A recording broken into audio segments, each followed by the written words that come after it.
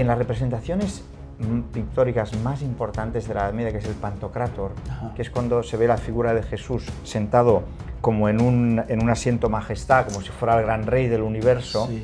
Arriba había una cintita que siempre ponía la misma frase, en latín, ego sum lux mundi, yo soy la luz del mundo, claro. Que era como un moto de toda la Edad Media. Por tanto, es absolutamente escandalizante que la gente identifique la Edad Media con oscuridad, con tenebrismo, con algo oscurantista, porque es que es todo lo contrario, el espíritu, ya no solo la apariencia. Y te sumo una cosa, sí. Viste que como insulto político se suele decir te quedaste en la Edad Media, sí. Sos un retrógrado, te quedaste en la Edad Media, lo que se le podría responder a esta gente, bueno, vos te quedaste en el 18 porque estás leyendo la Edad Media con las anteojeras ideológicas de entonces, ¿no?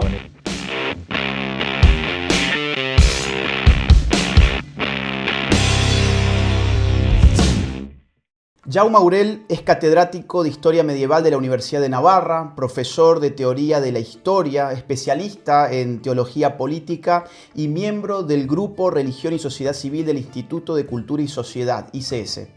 Entre sus libros destacan La escritura de la memoria, de los positivismos a los postmodernismos y Genealogía de Occidente, claves históricas del mundo actual. A esta breve reseña yo agregaría que Jaume Aurel, para los amigos Santi, es nacido en Barcelona, ha escrito numerosos libros en grandes editoriales, en Cambridge, en Chicago, y que además es un especialista de la Edad Media. Hoy estamos con Santi Aurel para hablar sobre su más reciente libro titulado Elogio de la Edad Media de Constantino a Leonardo, un libro que me he devorado en muy poquitos días, un libro fascinante, un libro que viene a desmitificar una fase de la historia occidental, un periodo que abarca varios siglos de la historia occidental, que ha caído bajo las garras de una mitología, creo que hasta cierto punto perniciosa, porque nos distancia de la verdad histórica. Nosotros tenemos un contacto con la Edad Media que es bastante cotidiano en verdad, sí, en la forma de series televisivas, películas, El Señor de los Anillos, Juego de Tronos, ¿no? Toda esta cosa que bebe de una estética medieval, una forma de los vínculos medievales, solo que le agregan enanos, elfos, magos y todo ese tipo de cosas. Pero hoy vamos a hablar de la Edad Media real, no de la Edad Media del Señor de los Anillos, sino de Juego de Tronos.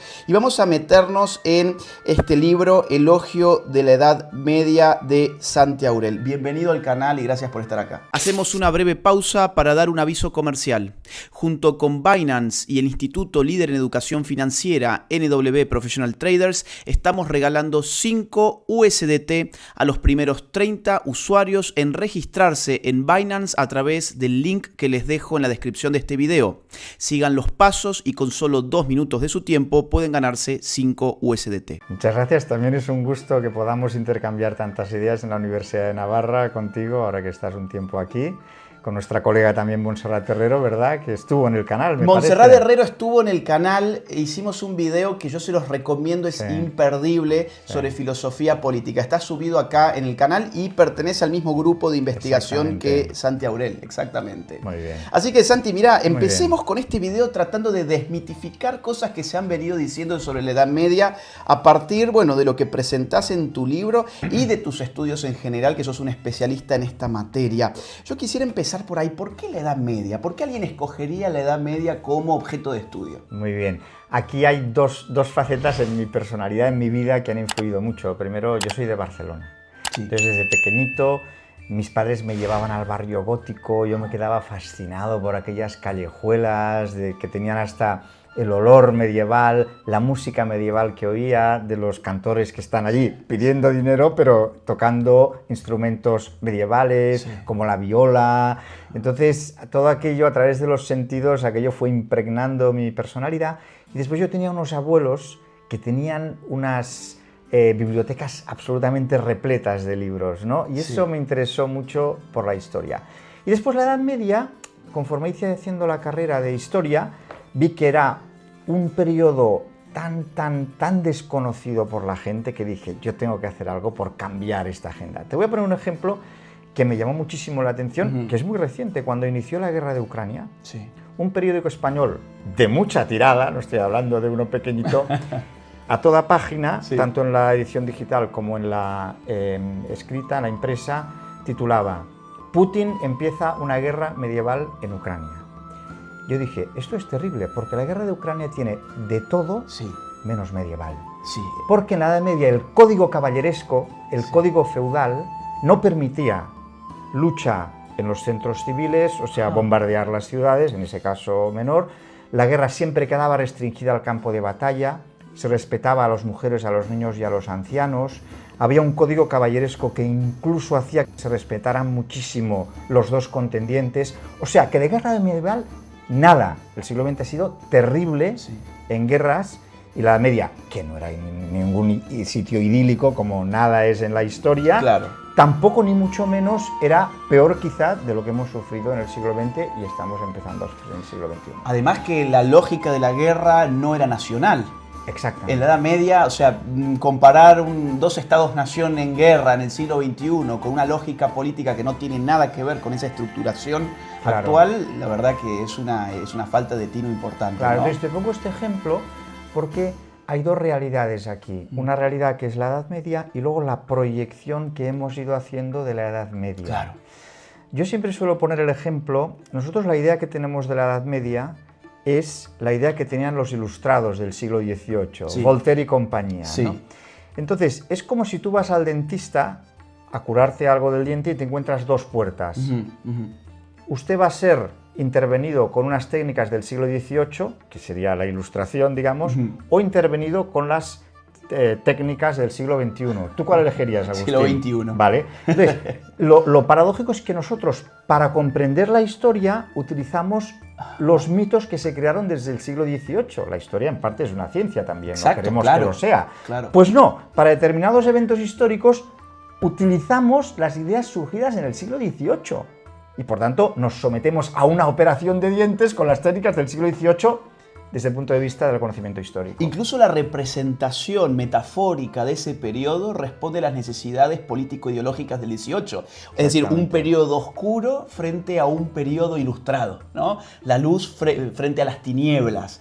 Y es cierto, eso es lo que ha conformado, ha configurado la visión que hoy tenemos de la Edad Media, que es la que es necesario de alguna forma contrarrestar, ¿no? Sí. Entonces este libro, que yo lo recomiendo muchísimo, Elogio de la Edad Media, viene a ayudar al lector en ese sentido. ¿De qué siglos estamos hablando cuando hablamos de la Edad Media? Para situar a los a la espectadores. audiencia, perfecto. Antes déjame decirte que estaba yo pensando en dos títulos para esta obra. A ver, Elogio de la Edad Media, que Sí. es la que quedó, y Las luces de la Edad Media. Las luces, que estaba Porque bueno en la Edad también. Media, tú cuando te acercabas, por ejemplo, a una ciudad, las catedrales estaban dibujadas de colores vivísimos. Sí. Después había antorchas por todos lados, o sea, incluso de noche había luz y de día, por supuesto. En fin, esto era para contarte. Mira, sí. yo recuerdo haber leído un libro de Regine Pernod Exactamente. que se dedicó también a desmitificar la Edad Media, y había uno de sus capítulos que se llamaba algo así como Los colores de la Edad Media, y decía, la Edad Media fue quizás el periodo más colorido de la historia occidental. Había una combinación de colores que hoy se nos ocurrirían imposibles de combinar, ¿no? Y hacía toda una descripción a Eso partir es. del arte. Estaba bueno también el Sí. título de las luces. Y antes, y antes aparte de los periodos, de los siglos Sí. que abarca, déjame decir otra cosa sobre la luz. En las representaciones pictóricas más importantes de la Edad Media, que es el Pantocrátor, que es cuando se ve la figura de Jesús sentado como en un asiento majestad, como si fuera el gran rey del universo. Sí. Arriba había una cintita que siempre ponía la misma frase, en latín, ego sum lux mundi. Yo soy la luz del mundo. Ajá, claro. Que era como un moto de toda la Edad Media. Por tanto, es absolutamente escandalizante que la gente identifique la Edad Media con oscuridad, con tenebrismo, con algo oscurantista. Porque es que es todo lo contrario, el espíritu, ya no solo la apariencia. Y te sumo una cosa, Sí. viste que como insulto político se suele decir te quedaste en la Edad Media, Sí. sos un retrógrado, te quedaste en la Edad Media, lo que se le podría responder a esta gente, bueno, vos te quedaste en el 18 porque estás leyendo la Edad Media con las Según el anteojeras 18. ideológicas de Buenísimo, entonces, ¿no? buenísimo, ¿Sí? buenísimo. Entonces, Venga. ¿de qué siglo estamos Exacto, hablando? vamos a enmarcar Sí. cronológicamente.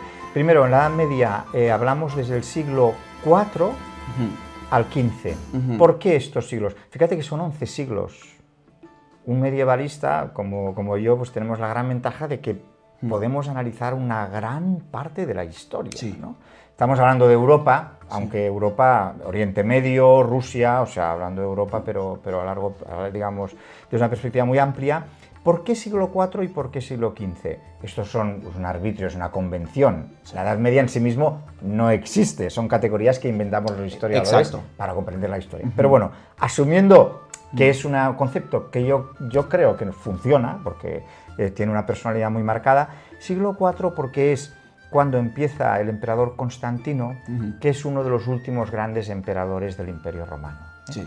Y que incorpora el cristianismo, se hace público el cristianismo. Sí. Por tanto, caída del Imperio Romano, incorporación del cristianismo al Imperio Romano, esto genera ya una época realmente diferente a lo que llamamos antigüedad. Bien.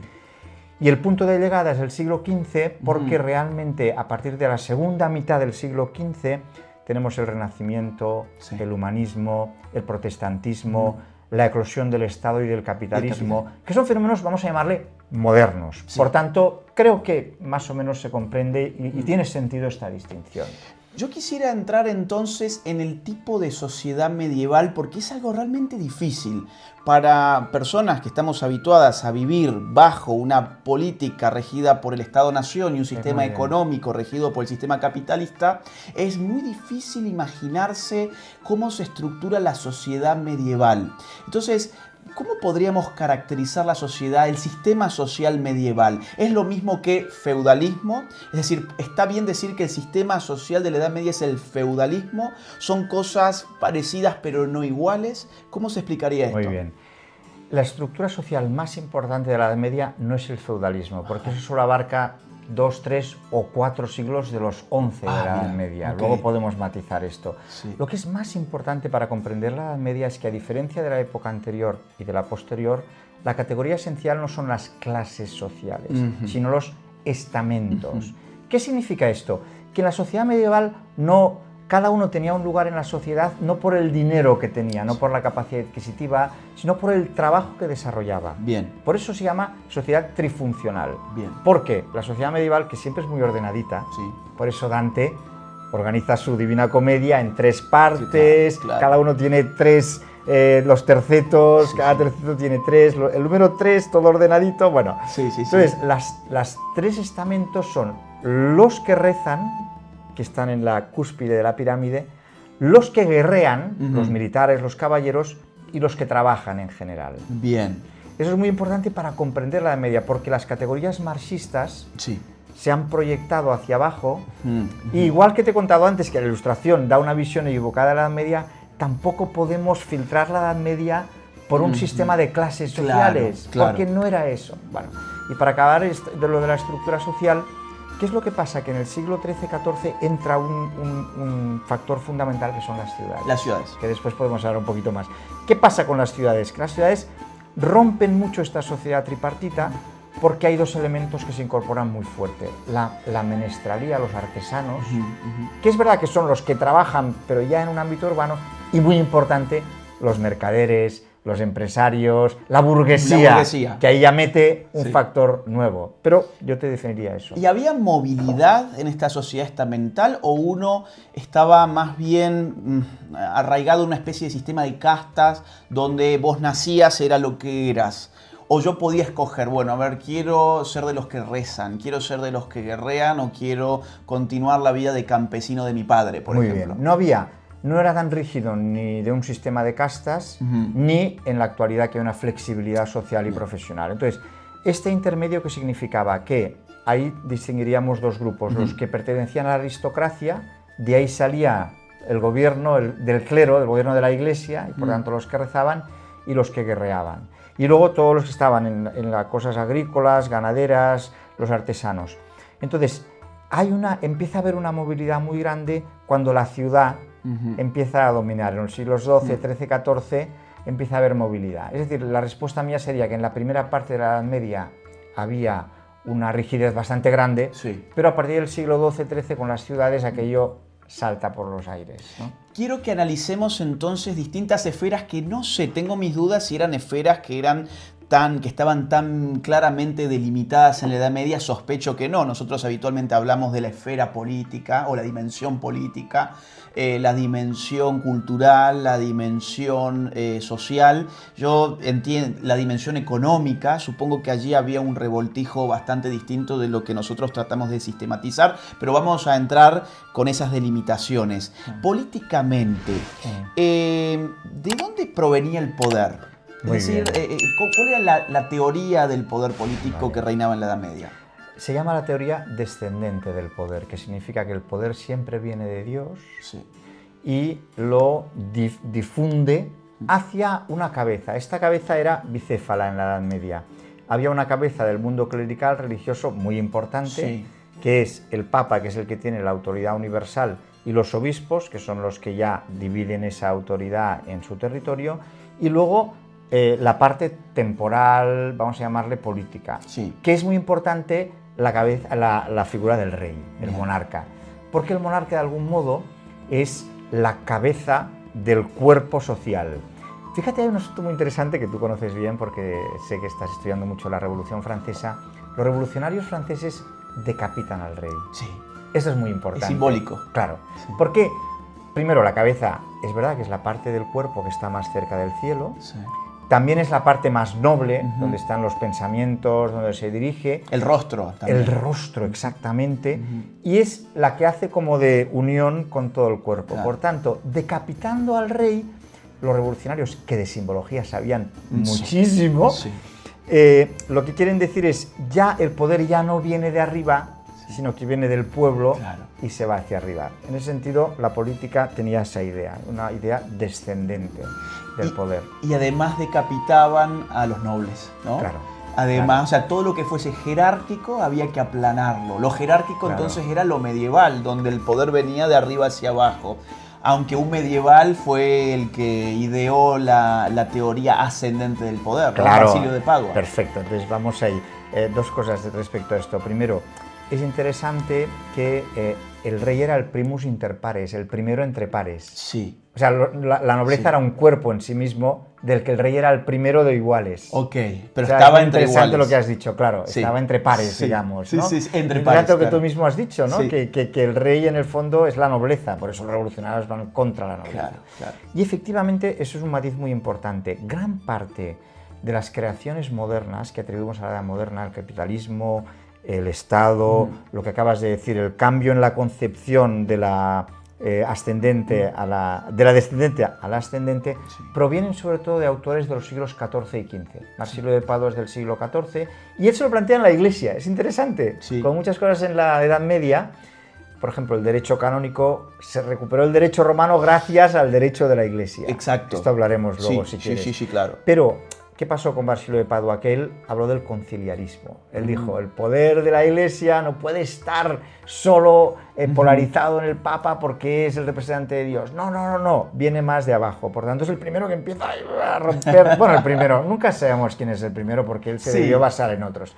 Hay ciertos consensos académicos, intelectuales. Bueno, este debe haber sido más o menos el primero. Que nos ayudan a comprender las cosas y por tanto vamos a aceptarlo. Sí.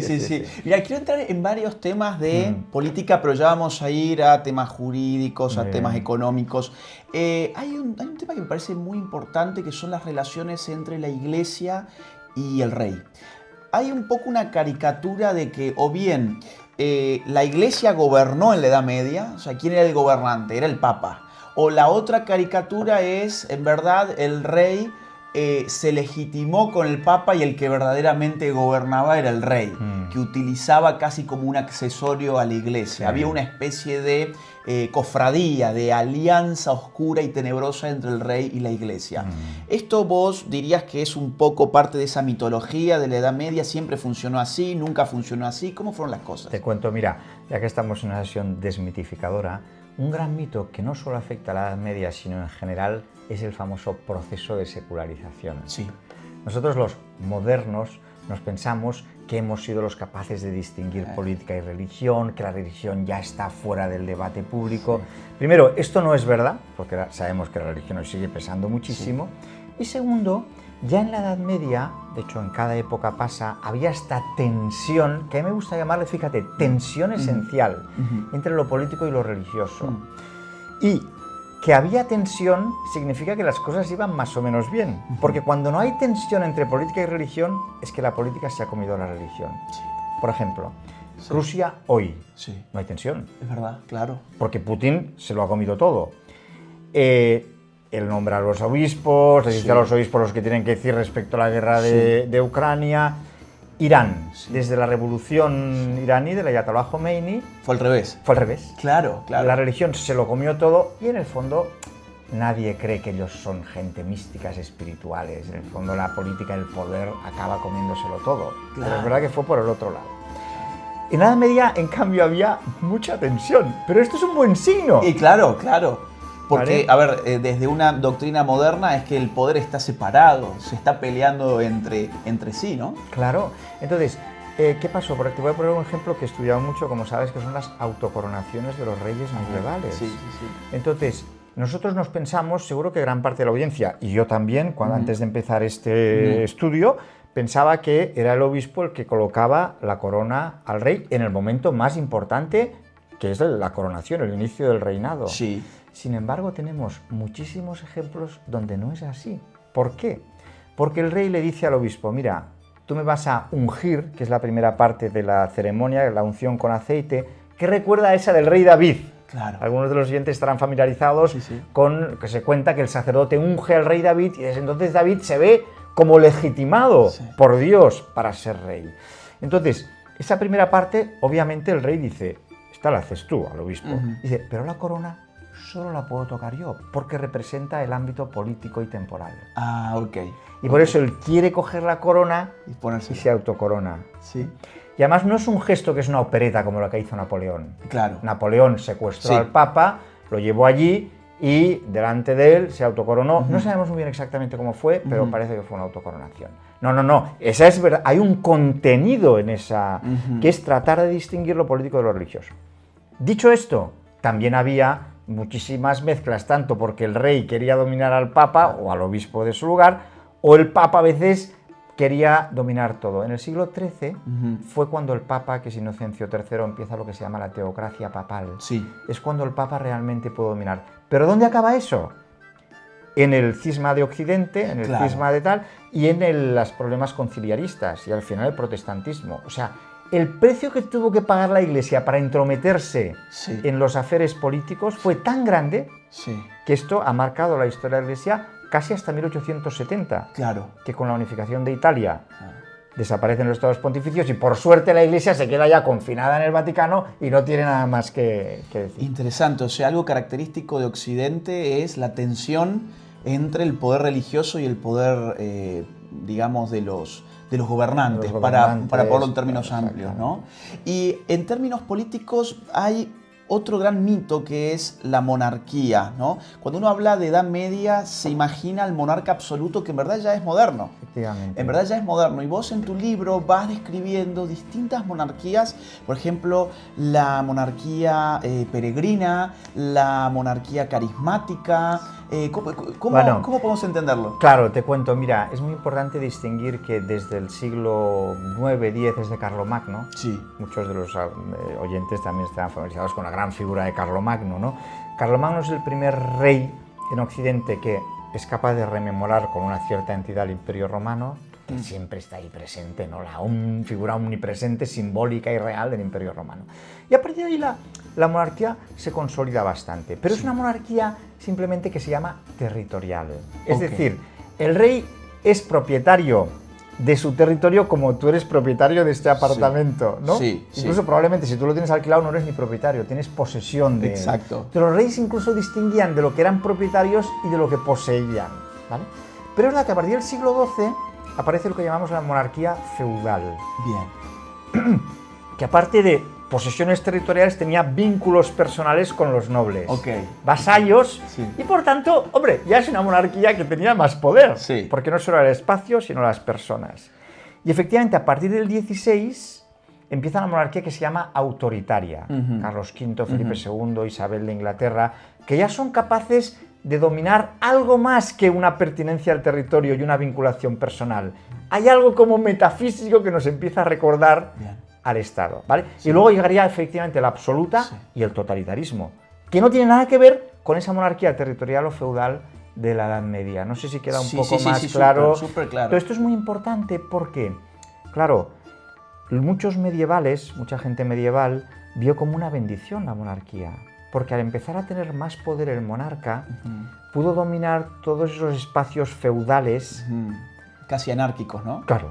Sí. Imaginaros, por ejemplo, esos espacios funcionaban mucho más como la mafia napolitana hoy día. Había un capo que dominaba un territorio y por el poder que tenía, por las vinculaciones personales, nadie se atrevía a, digamos, a ir en contra de él. Pero el rey consiguió que aquello se diluyera un poco y no hubiera tanta presión sobre la gente, ¿no?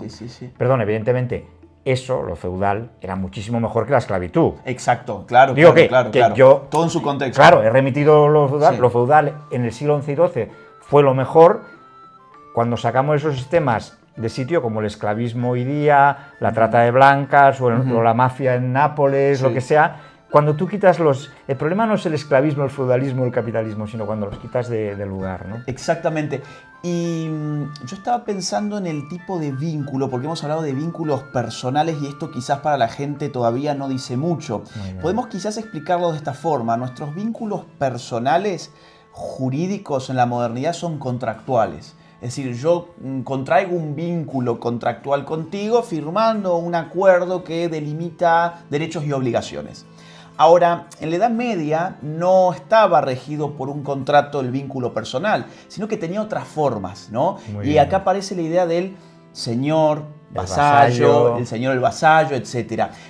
¿Cómo se solidificaba ese vínculo? Así como hoy firmamos sobre un papel, ¿cómo era aquello? Muy bien. Entonces, lo primero que tengo que decir es que, por lo que sea, las personas necesitamos vincularnos, ¿no? Para tener una actividad económica, para tener una seguridad. Entonces, en la Edad Antigua, el modo de vincularse era el esclavismo, ¿no? Era, pues, que era un vínculo de pertenencia. Entonces, con la entrada del cristianismo, también la propia evolución de Europa, dicen, hombre, el esclavismo, había restos de esclavismo, pero no nos acaba de gustar esto, ¿no? Incluso se retrotraían a la carta de San Pablo a Filemón, que remetía contra el esclavismo. Bueno, tampoco remetía, pero ya ponía un cierto reparo. Bien, entonces, empiezan a idear un sistema que es el siguiente. Oye, en lugar de que yo soy tu propietario y te tengo como el micrófono este o como las gafas, ¿no? Vamos a procurar preservar más la dignidad de las personas. Vamos a hacer un vínculo personal. O sea, ni de propiedad ni contractual, sino personal. Entonces, ¿cómo se ejecutaba? Con una ceremonia. Es muy interesante que ellos, en lugar de un contrato en papel, pues ellos hacían una ceremonia. Algunos de los oyentes, de los que están viendo esto, estarán familiarizados con unas imágenes que se ve un vasallo poniéndose de rodillas con actitud orante, que es lo que después ha quedado en rezar, ¿no? Con las manos así. Esto es que el vasallo se ponía de rodillas y le prestaba, a través de un juramento, fidelidad al señor. Y el señor, cuidado, porque era both sides, como dicen los ingleses. El señor también tenía obligaciones con el vasallo, sobre todo la de velar por su seguridad. Esa era la más importante, que era esencial en ese periodo. Por tanto, no era un contrato, a ver, después las cosas se escribían, pero el acto esencial es el rito. Fíjate, perdona, que los que estén familiarizados con el rito cristiano, todavía en los sacramentos, lo esencial es un gesto, una palabra, un rito, derramar agua, poner aceite en la confirmación. Claro. Eso sí que es verdad que es una reminiscencia medieval muy interesante. Es muy simbólica la Edad Media, ¿no? No, estaba pensando incluso en imágenes de la introducción que hice mencionando a Juego de Tronos, El Señor de los Anillos, donde, bueno, quizás no aparecen así los personajes, pero sí que se arrodillan y con una espada le toca el hombro y ahí se configura un vínculo. Ahora, ¿quién es garante de ese vínculo? ¿Por qué yo debería cumplir un vínculo de ese tipo? Es decir, ¿tiene una investidura religiosa el vínculo feudal? Dos cosas aquí. Primero, el juramento para una sociedad creyente iba a misa, nunca mejor dicho. Claro. O sea, la persona psicológicamente, Hoy día, desgraciadamente, lo digo claramente, estamos en una época de la posverdad y esto tiene enormes problemas para una sociedad. La sociedad medieval, yo no quiero idealizar nada, tenía muchos problemas, pero una palabra dada, te jugabas la vida por eso. Te voy a poner un ejemplo, una pequeña digresión que me parece que viene al caso. Hay un rey aragonés, como sabéis, la corona de Aragón era Aragón, Cataluña y Valencia, un rey aragonés que se llama Pedro el Católico. Digo porque lo del católico ahora vendrá al caso. Está en el libro. Vale, entonces, lo has leído. Es muy bueno, ¿verdad? Sí, claro. O sea, entonces Pedro el Católico tiene unos vasallos que no solo son los de Cataluña, Valencia y Aragón, sino también del sur de Francia. Entra el catarismo, que es una herejía. Entonces, el Papa se pone de acuerdo con el rey inglés y francés. También ahí hay mucho manejo político-religioso, que querían que la corona de Aragón no tuviera mucha fuerza. Entonces, Pedro el Católico tiene un enorme dilema. Yo he hecho juramento para preservar la seguridad de esta gente, los cátaros, y por tanto se juega la vida y se la juega. Y muere en la batalla defendiendo a los cátaros, que son herejes, contra el Papa, porque había hecho el juramento de sus vasallos de preservar la seguridad. Cumplió con su palabra. Cumplió con su palabra. Impresionante. Esto era una cosa. La segunda, o sea, la primera, lo que garantizaba era el sentido de fidelidad. Vale. Y la segunda, muy importante, nosotros pensamos que eran analfabetos en la Edad Media. Eran analfabetos solo de escritura, la mayor parte, pero sabían leer las imágenes, los ritos, los gestos maravillosamente bien. Ellos entraban en una iglesia y las imágenes les decían infinitamente más de lo que nos dicen a nosotros. En ese sentido, para ellos, lo que quedaba en un rito, en una ceremonia, marcaba muchísimo una realidad, no era solo un gesto. Por eso se llama el rito. El rito es cuando hay una realidad detrás. Una ceremonia puede ser algo vacía, digamos, de formal solo. Un rito es algo que tiene un contenido, y ese contenido la gente sabía lo que implicaba y estaban dispuestos a llevarlo hasta las últimas consecuencias. Estas son las cosas que nos cuesta comprender porque ha pasado mucho tiempo y la sociedad ha cambiado mucho. Entonces, el objetivo de este video es poder situarlos a ustedes en una etapa de la historia que habitualmente se cuenta muy mal, a veces con malicia, a veces simplemente por ignorancia. No vamos a adjudicar malicia, pero en general es por ignorancia, porque bueno, hay un relato muy definido sobre la Edad Media y es lamentablemente lo que se enseña generalmente en los colegios, lo que vemos por la televisión, en los debates periodísticos. Vamos a entrar en política, sí, alguna puntita sobre el tema. ¿Cómo era la economía medieval? Es decir, ¿había un sistema de trueque, de monedas?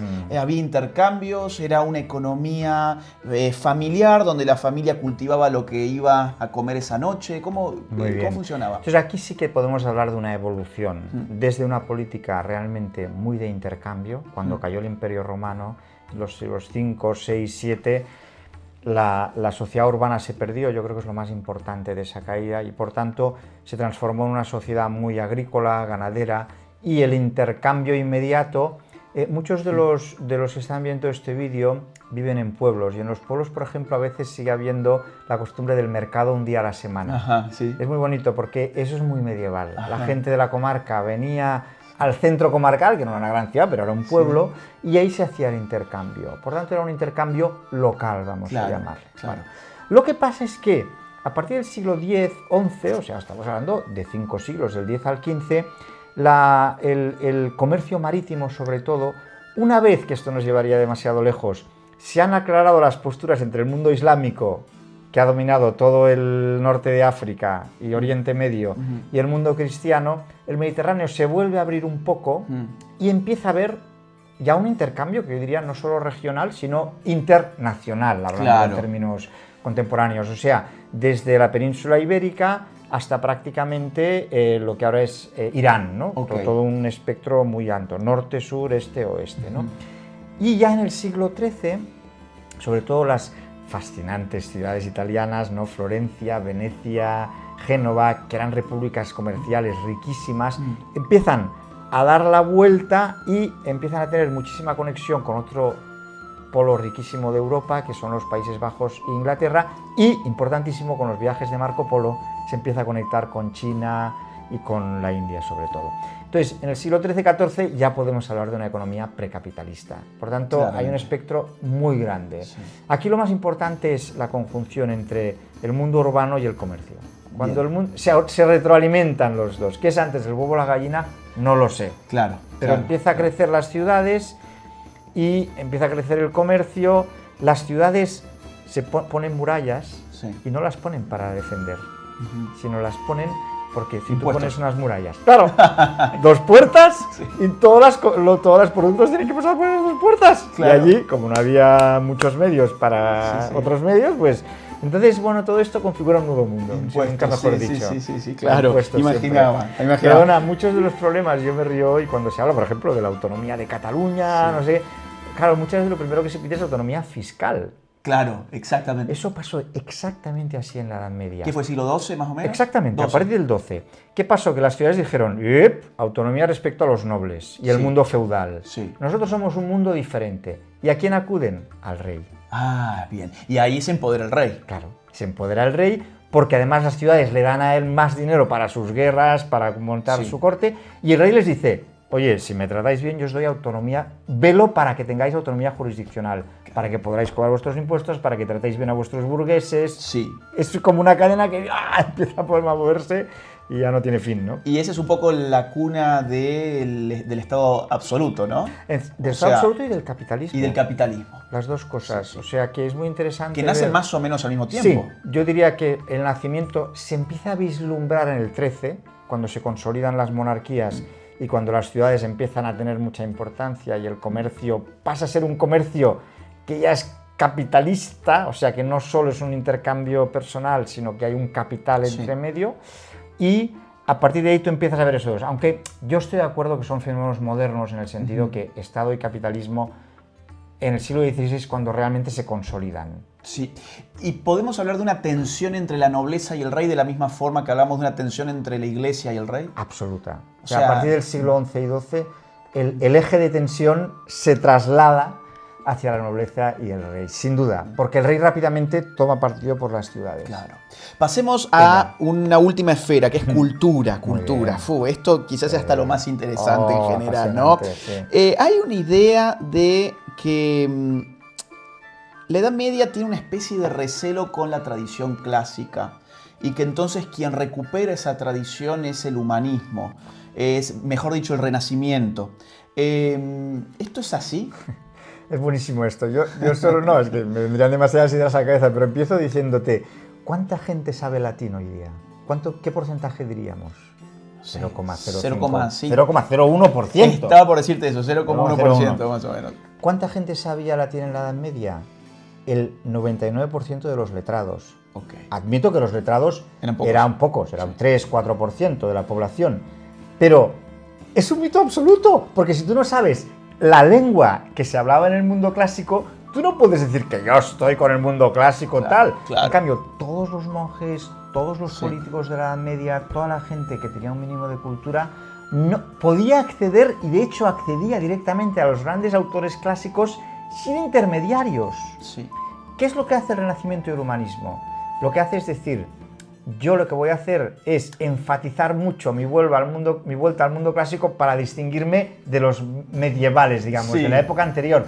Y tiene su mérito, porque es verdad que esos grandes artistas, ¿no? Pues estoy pensando en Leonardo, en Michelangelo, en Rafael, tienen unos cánones más parecidos al mundo clásico. Pero la media, que es muy original, y a lo mejor hablamos del románico y el gótico, no se basa tanto en el arte y la cultura clásica, pero la tiene muy presente. Bueno, no hay ruptura. Dante se encuentra con Virgilio, ¿no? Un buenísimo ejemplo. Y pasa hacia el paraíso y lo deja ¿en dónde? En el purgatorio, sería. Sí, entonces lo deja, como Virgilio no estaba bautizado, porque es un autor pagano, no puede entrar en el paraíso, pero Dante tiene la amabilidad con su maestro, le acompaña en el infierno y en el purgatorio, y cuando está en el umbral del cielo le dice, me tengo que despedir de ti, pero te dejo aquí en un sitio paradisíaco, nunca mejor dicho, en el purgatorio, pero bien cuidadito. Qué bárbaro. ¿Sabes que en ese momento hay un gesto muy bonito, que es que Virgilio corona a Dante?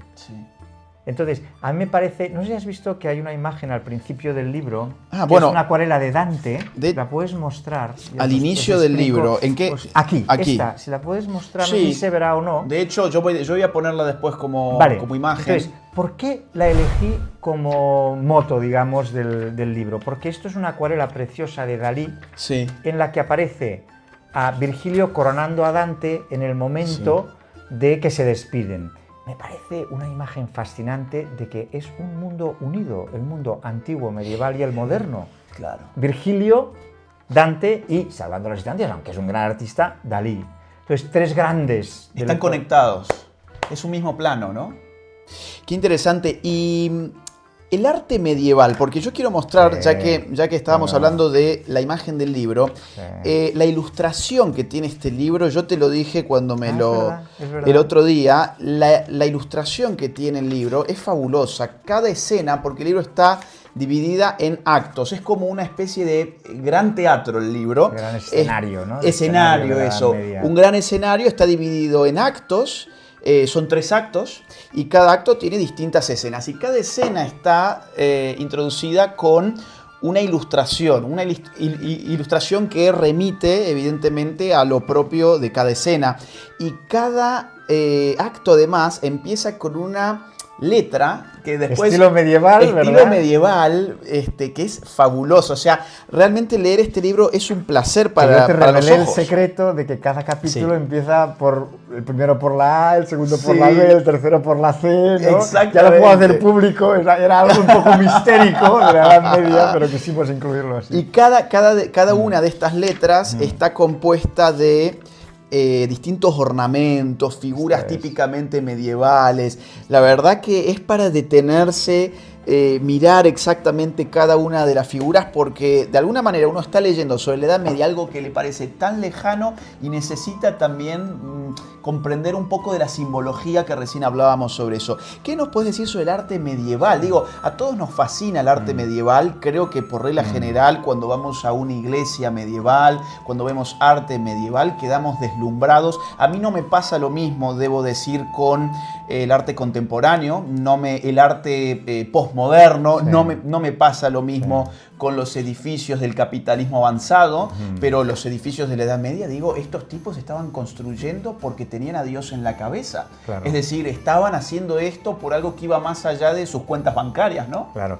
Fíjate que, empezando con una pequeña historia, a los canteros de la Edad Media, que eran los que hacían las piedras para construir las grandes catedrales, se les decía, tú no estás poniendo una piedra, tú estás construyendo una catedral. Ah, claro. Es precioso porque en nuestro trabajo lo podemos aplicar esto. Hay cosas muy tediosas en nuestro trabajo, pero a ver, ¿para qué trabajamos, no? Ellos trabajan para algo grande, que era construir una catedral.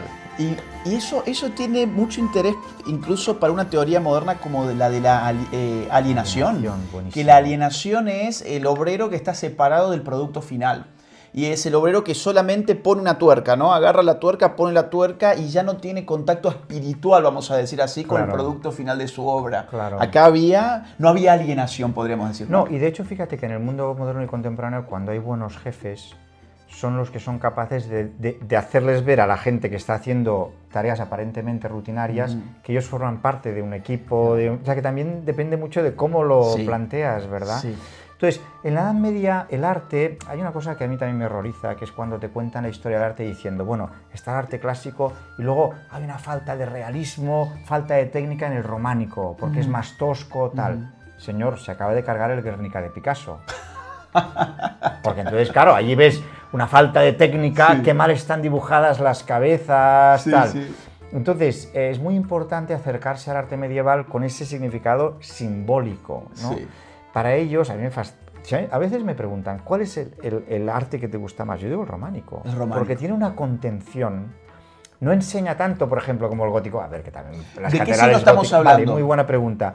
Románico siglos X, XI, XII y gótico XIII, XIV, XV, más o menos. ¿Vale?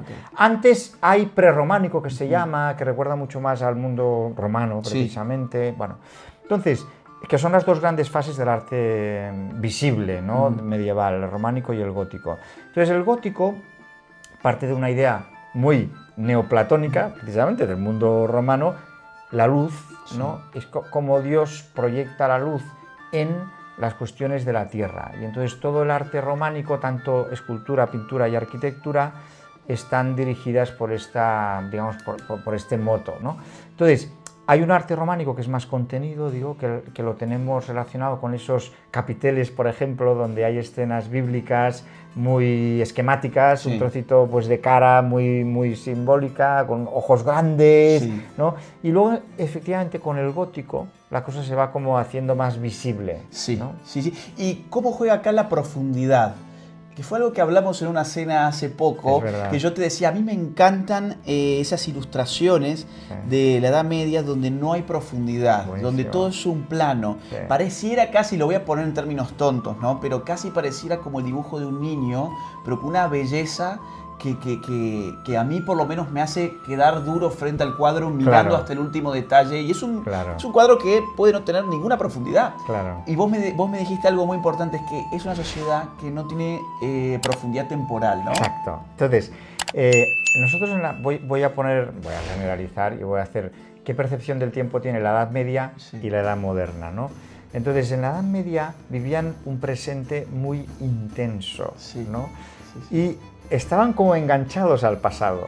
Tenían un sentido de la tradición tan fuerte que para ellos el pasado era como el presente. Era el presente. Con desventajas y desventajas, ¿eh? Cada cosa tiene su tal. Entonces, efectivamente, los artistas renacentistas empiezan a hacer esos dibujos donde se ve una profundidad. Y eso implica que también son capaces de distinguir, digamos, las ruinas romanas ya son ruinas del pasado, no es algo que está en el presente. Por eso nosotros podemos también distinguir mejor las épocas del pasado. Esa es la gran diferencia que está efectivamente proyectada en las pinturas. Súper interesante. Otro punto, música. ¿Cómo era la música medieval? Digo, en épocas del reggaetón, ¿qué podemos decir sobre la música medieval? Sí. Primero, la música medieval siempre tenía una función. No había el sentido esteticista, que también para bien y para mal hoy tenemos, ¿no? Es decir, que puede haber unas composiciones puramente estéticas, tal, y por tanto el entretenimiento no existía tanto en ese sentido, en música o en otras actitudes culturales. El entretenimiento venía más por las fiestas, que ese es otro gran tema medieval, que creo que podemos hablar después brevemente. Pero la música era siempre en un contexto o religioso o político. Y entonces la promovían los obispos o los sacerdotes o los reyes. Y entonces era un tipo de música muy arraigada en unos instrumentos que tenemos, yo creo, bastante el sonido de cuerda o de viento, los dos, pero desde luego no tenía esa sofisticación que tendrá, por ejemplo, la orquesta sinfónica. Claro. Que dicho sea de paso, me parece uno de los inventos más fascinantes de Occidente. La orquesta sinfónica, ¿no? Es impresionante. O sea, a ver, que yo soy un ídolo idealizo un poco la Edad Media, pero admiro también las consecuciones del mundo moderno. Claro. Para mí lo malo, fíjate, Agustín, para mí lo malo no es decir, no es decir lo bueno y lo malo. Blanco y negro. Pues no, todo tiene sus grises, ¿no? Sí. Y ese personaje que vemos en series, en películas, suele ser un muchacho joven, con características siempre similares, no es muy alto, generalmente es bajito, medio rubiecito, medio delgado, ¿no? Y que va con un instrumento de cuerda. Una cítara, por ejemplo.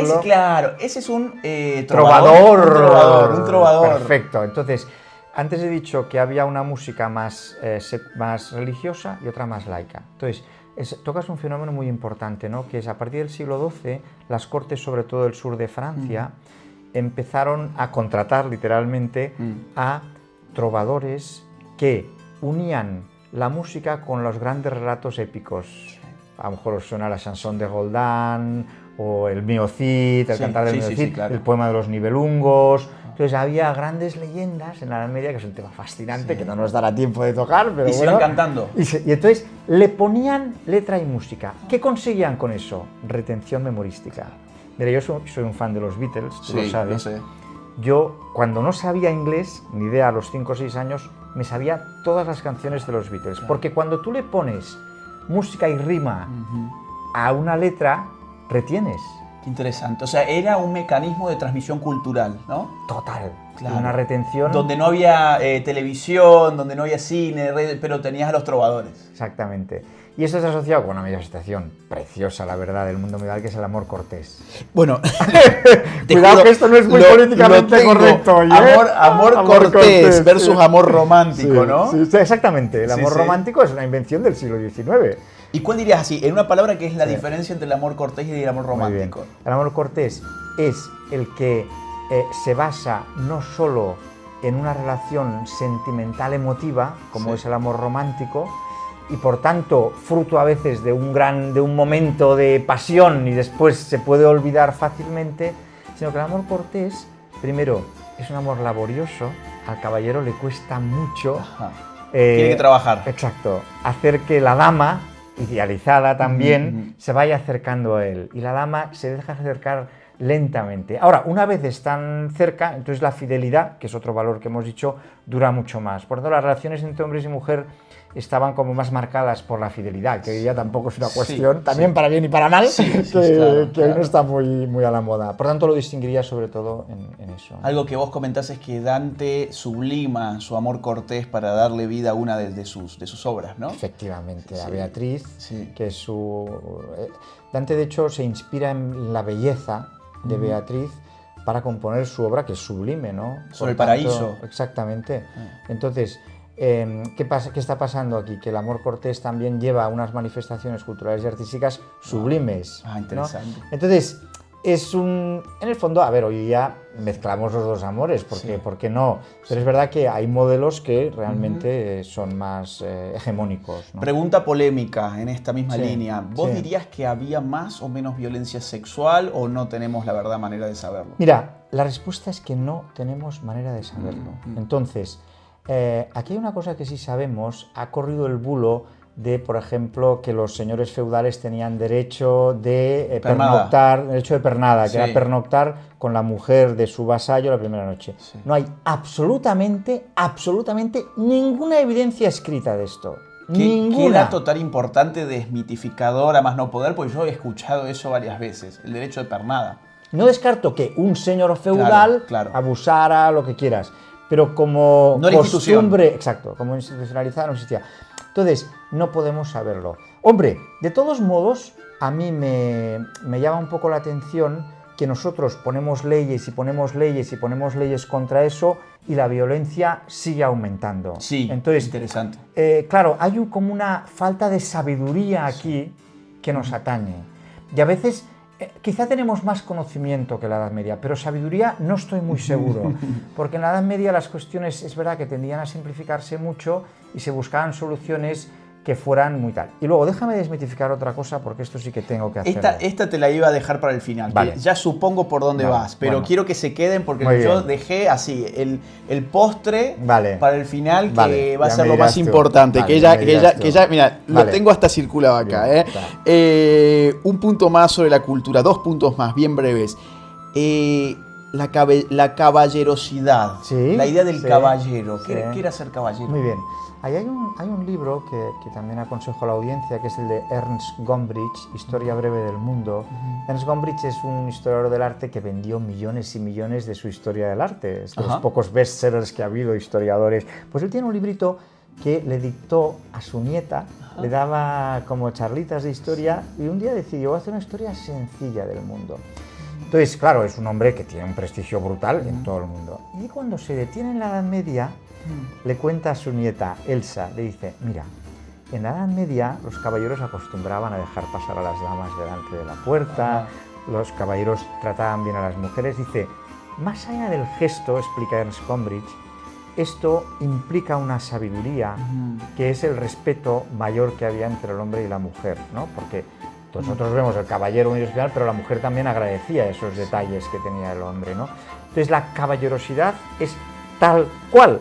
Es decir, los caballeros, por ejemplo, jamás metían en la guerra a las mujeres, las respetaban cuando tenían que entrar en una ciudad o lo que sea, salvo excepciones, como siempre, porque hay historias también terribles, como siempre. Pero el código, la ley, digamos, era así, ¿no? Entonces esta caballerosidad también les llevaba a respetar a los niños, a los ancianos. Entonces había un código caballeresco, y hoy día es verdad que cuando hablamos de un caballero, este es un caballero de algún modo lo reflejamos todas esas cualidades del caballero medieval. Revela toda una mentalidad muy lejana a lo que podríamos llamar el igualitarismo de la modernidad, porque todas esas distinciones, esa idea de yo tengo que proteger porque tengo una situación de poder que me obliga a hacer este tipo de gestos o de conductas, bueno, eso se pierde en la medida en que todos nos convertimos en individuos atomizados exactamente iguales unos que los otros. Fíjate que es una lógica un poco feudal. O sea, igual que el noble tiene vasallos, el caballero se siente un poco señor de la mujer en ese sentido. También un poco para mal, ¿eh? Exacto, es decir, que había como una sumisión excesiva de las mujeres tal. Pero ahí también hay mucho que hablar, como sabes. Sí, ¿no? de hecho está en el libro, Vale. todo cómo se empieza a abrir el panorama de la mujer también en la Edad Media. Ni mucho menos hay una progresión de derechos tal, porque en la Edad Media, desde luego la Edad Moderna, la primera Edad Moderna, es muchísimo más misógina que la Edad Media. Esto me llevaría demasiado lejos, pero esto hay que tenerlo en cuenta, ¿eh? Hay un gran libro, se llama La mujer y las catedrales, si mal no... Fíjate, no lo tengo situado. La mujer y las catedrales, donde desmitifica mucho sobre el papel de la mujer en la Edad Media y cómo en la modernidad temprana, en verdad, la mujer vivió probablemente su peor época. Sí, su peor época. Un último punto sobre la cultura, las universidades. Claro. Digo, hoy vamos a las universidades y podemos a veces creer que son una invención, no sé, digo, del siglo XVIII, del siglo XIX, ¿no? Pero en verdad son del siglo XIII. Qué buen punto, Agustín. Este es un tema fascinante porque en el siglo XIII se crean las universidades y hoy día es un invento de Occidente que está en todo el mundo, porque hablamos de la Universidad de Sudáfrica, de Brasil, de Japón y de Australia, y todas tienen el mismo aire con el que se creó en el siglo XIII. ¿Cómo se creó? Mira, hay una definición fascinante de la universidad, que para mí sigue siendo la mejor, es de Alfonso X el Sabio, rey castellano de final del siglo XIII, que dice: la universidad es ayuntamiento entre profesores y estudiantes. Sí. Fascinante. Fascinante, sí. Porque tú en la universidad ya entras en otro mundo, no es un maestro que enseña y los estudiantes escuchan. Todos nos alimentamos con ese sano espíritu crítico, con la investigación.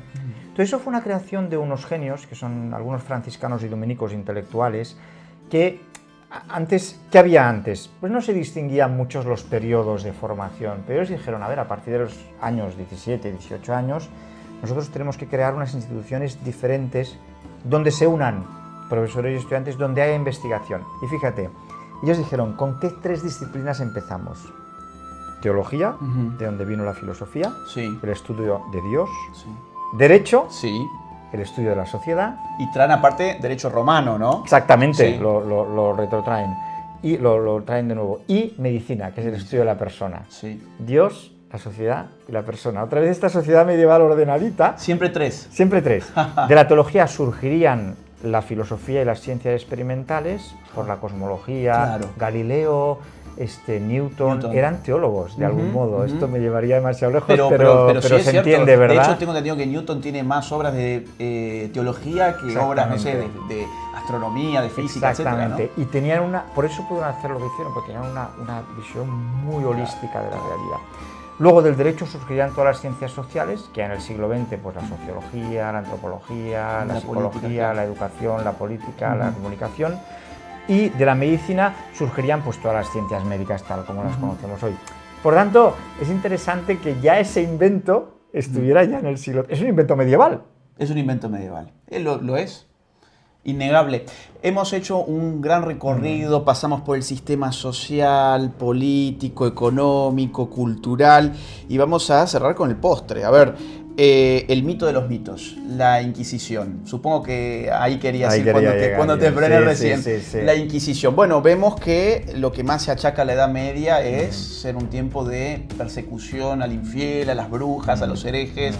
Y que la Inquisición fue la institución diseñada a esos efectos. ¿Esto es así? Esto no es así, porque la Inquisición es un fenómeno moderno.